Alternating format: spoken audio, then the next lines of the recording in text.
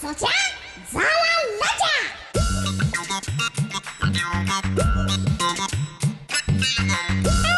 उपोषण उपोषण उपोषण. आई शपथ, काय चाललंय तरी काय?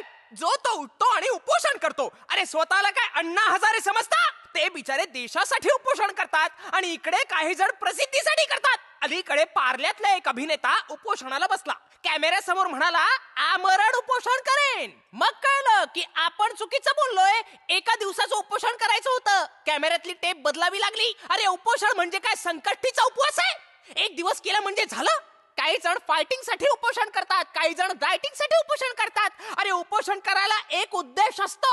आपण का आणि कोणासाठी उपोषण करतो याच्या मागे एक कारण असतं. विनाकारण उपोषण करायचं नसतं. उपोषण आपल्याला मोठं करतं. उपोषणाने कोणी मोठं होत नाही. तेव्हा बंद करा ही नाटकं. अरे बंद करा हा दिखावेपणा. हे चोच्या, जरा बारीक दिसतोयस आज. हो रे, मध्ये 4 दिवस उपवास केला. उपास की उपोषण? तेच रे. म्हणजे तू सुद्धा झाला ना पोपट.